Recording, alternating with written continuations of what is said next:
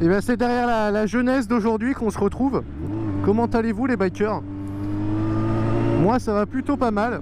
Comme vous le voyez, on se retrouve enfin sur le Café Racer, ça faisait longtemps. Ça faisait tellement longtemps qu'en fait, je pense que, si je dis pas de bêtises, on s'était même jamais retrouvé sur les... Si on s'est retrouvé une fois sur le Café Racer, je suis tombé en panne, c'est vrai. Ben là, ça y est, je ne tombe plus en panne. Elle fonctionne à 100%. Donc j'en profite un petit peu avant de la vendre, parce que oui, même si ça y est, tu la vois enfin en vidéo, elle est déjà en vente.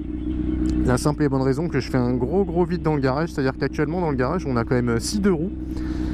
Et 6 deux roues alors qu'on a que 2 paires de fesses, du coup tu te doutes bien que ça fait un peu beaucoup. Du coup elle est en vente.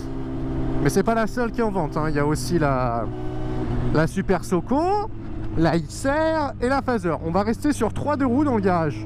En tout cas ça fait du bien de ouf de retrouver le moteur de la Phaser.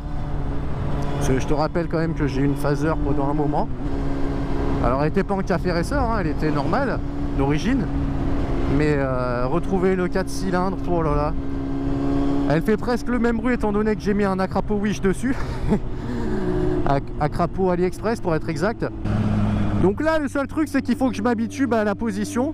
Parce qu'on a une position qui est quand même énormément sur l'avant, hein, j'imagine que tu t'en rends compte.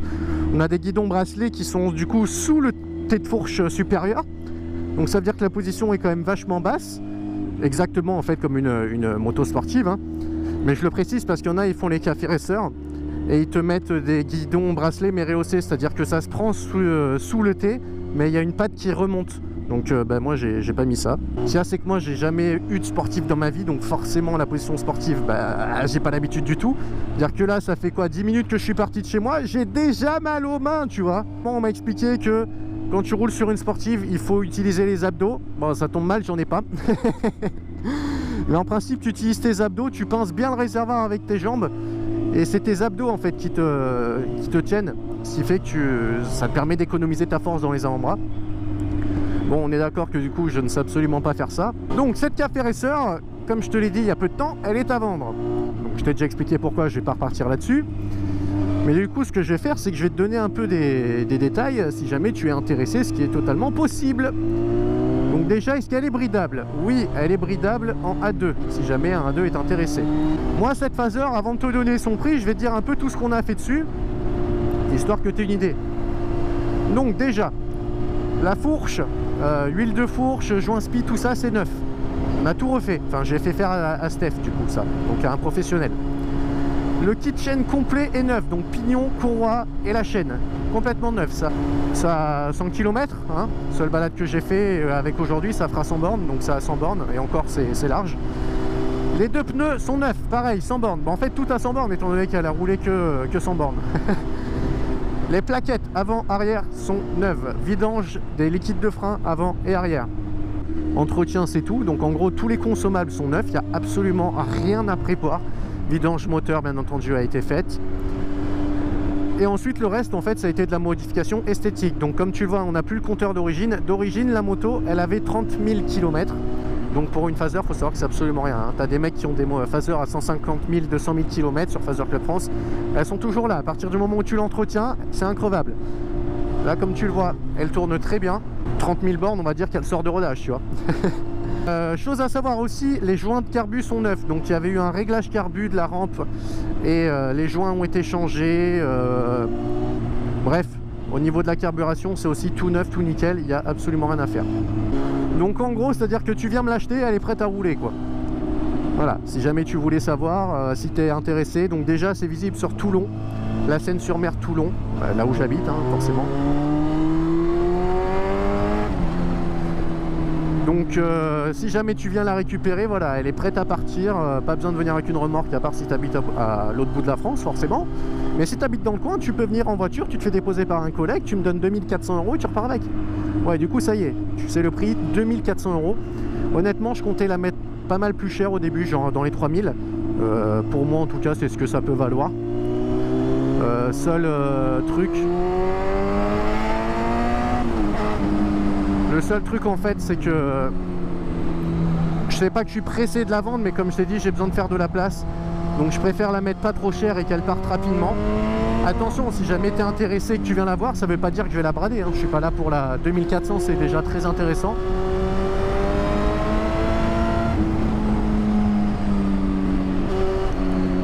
Mais voilà, c'est pour ça que je la mets à ce tarif là. Pour moi c'est un tarif qui est largement normal.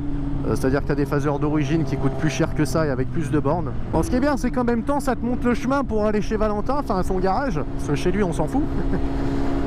Donc pour aller à son garage, c'est assez simple. Tu vois le circuit du Castellet, bon si tu es du coin, tu le vois forcément. Tu vois la zone industrielle de Signes, je pense que tu le vois forcément aussi, c'est juste derrière le circuit. Bah, il est dans la zone. Mais ce qu'on va faire, c'est que je vais te faire un petit tuto, comment aller au garage de Valentin. Et mon Dieu, ce bruit!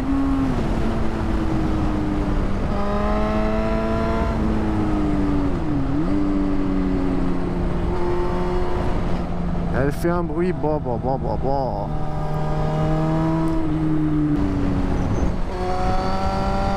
Quartier Nord, ni ta mère sur le Canebière, ni tes Nord sur le Vieux-Port. Et à mort, c'est les quartiers sud, c'est les quartiers nord. Alors attends, on va baisser un rapport.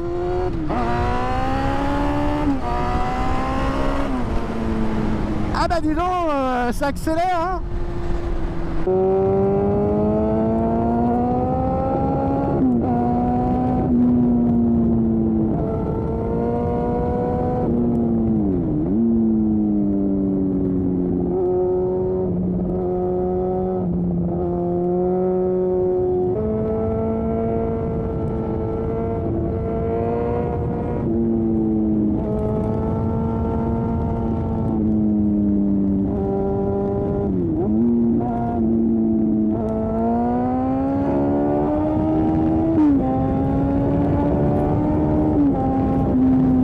Alors tu peux déhancher.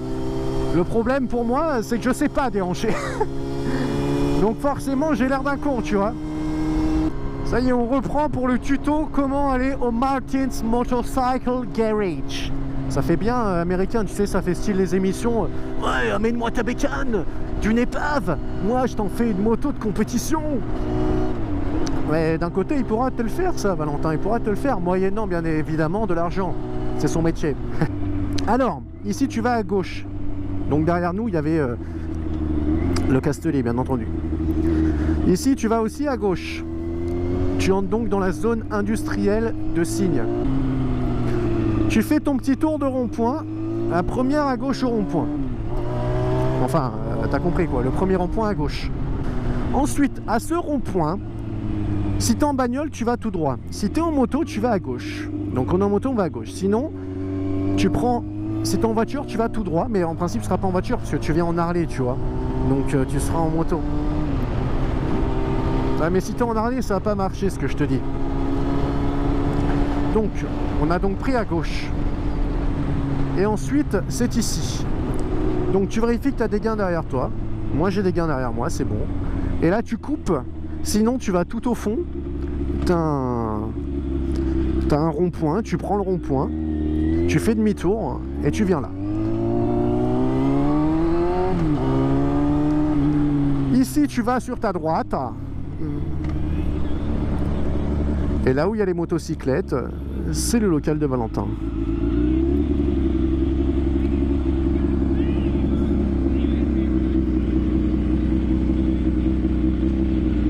On se retrouve en bord de mer pour que je vous montre la phaseur en détail.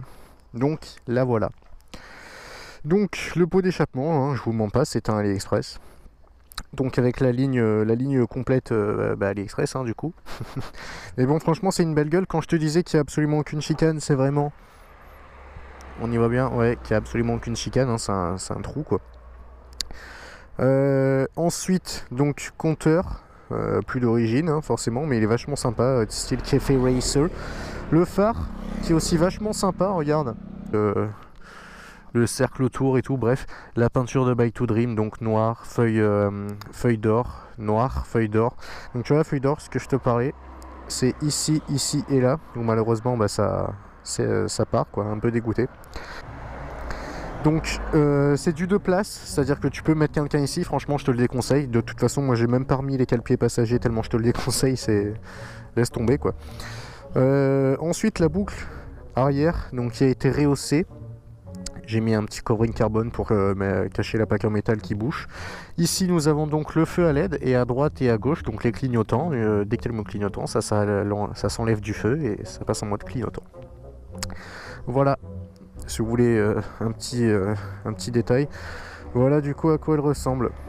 Franchement je suis vraiment content après plus d'1 an et demi de boulot. Ça fait plaisir qu'elle ressemble à ça, elle est vraiment, vraiment belle. Et ça fait du bien de rouler avec, mais bon comme je vous le dis, bah voilà quoi, il faut que je la vende quoi. Donc si vous êtes intéressé, message privé Instagram uniquement, ou alors, non il n'y a pas de ou alors. Voilà, message privé Instagram ou alors vous cherchez sur le bon coin, il y a l'annonce, voilà. Les bikers, je vous dis à la prochaine, merci d'avoir regardé cette vidéo, la bise.